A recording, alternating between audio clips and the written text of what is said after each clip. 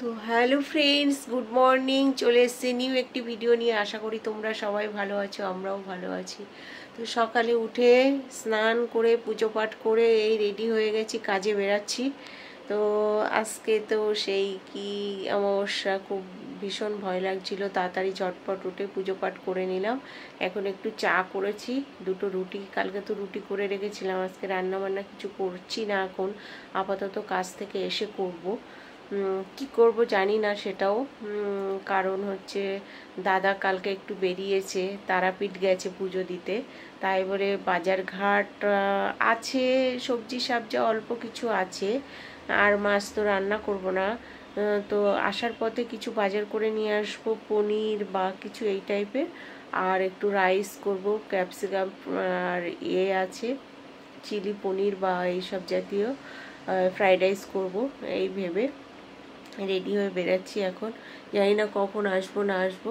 তো দেখতে থাকো সারাদিন কি করি আর না করি। আশা করি তোমাদের সবার ভালো লাগবে। তো সেম আমার ওই ফেসবুকে আবার একটু ওই প্রবলেম হয়েছে, জানি না কি কারণে। এখন সেখানেও একটু যাব, যেখানে ঠিক করাই সেখানটায় গিয়ে একটু ঠিক করাতে হবে কাজের শেষে। তো এই একটা ঝামেলায় পড়ে যাচ্ছি, কেন বারে বারে এরকম ফেসবুক থেকে হচ্ছে বুঝতে পারছি না। যাই হোক, তো চলো সারাদিন। বন্ধুরা, আমি দুটো চা দিয়ে রুটি খেয়ে নিয়েছি, এবার রেডি হয়ে গেছি, বেরাচ্ছি।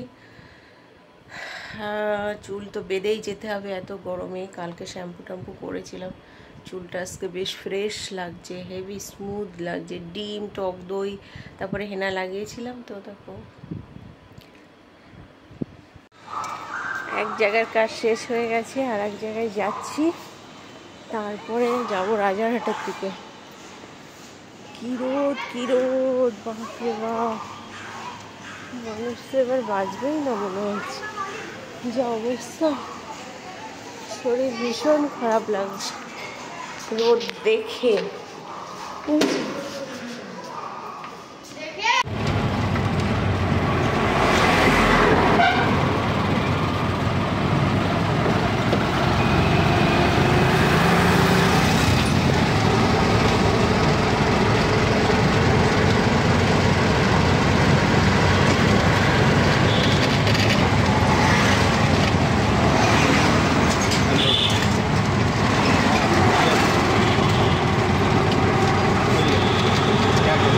তো দেখো বন্ধুরা, আমি কাজ থেকে জাস্ট বাড়ি এসেছি। বাড়ি এসে এই দই বসাবো বলে দুধ নিয়ে এসেছি। আজকে করব মিষ্টি দই, ঠিক আছে। তো 3 প্যাকেট দুধ নিয়ে এসেছি, একটু ছানা কাটবো, ছানা কেটে একটু ছানার তরকারি করব নিরামিষ। আর এইগুলো আমি এক জায়গায় কাজে গেছিলাম, সেখানে তোমার বিক্রি হচ্ছিল, ঠিক আছে। তো নিয়ে এসছি, একটু কমে পেয়েছি বলে নিয়ে এসছি। তো কেমন জানি না, খেতে তো দারুণ লাগে, এই কুসুম বিস্কুট বলে। তো আমি ওই জন্য খুব পছন্দের একটা বিস্কিট বলে নিয়ে এসছি। তো দেখো, আমি মিষ্টি দই করার জন্য কি করেছি, প্রথমে দুধটা তো ভালো করে জাল দিয়ে দিলাম, এবার বাতাসাও দিয়ে দিয়েছি, ঠিক আছে। বাতাসা দিয়ে ফোটাচ্ছি, এখনো ফুটবে, বেশ ভালো দরুন ফুটবে।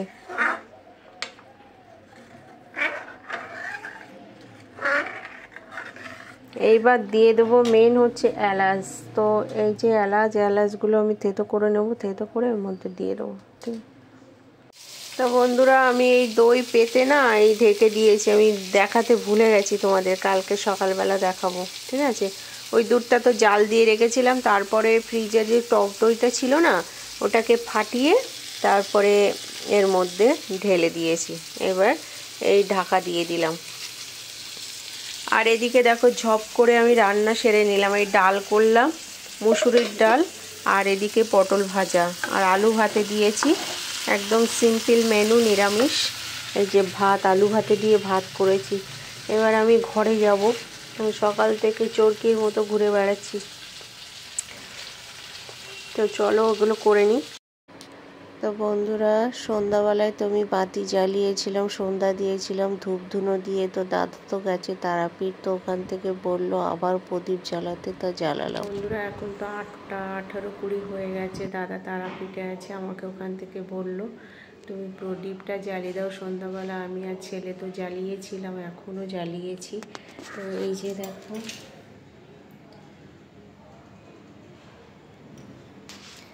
দাদা তো কালকে তারাপীঠে গেছে। আমি সন্ধ্যাবেলা একবার জ্বালিয়ে টালিয়ে রান্নাবান্না করে এই এখন আবার বললো যে প্রদীপটা জ্বালিয়ে দাও, জ্বালিয়ে দিলাম।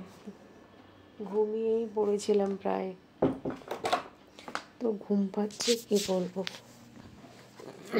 তো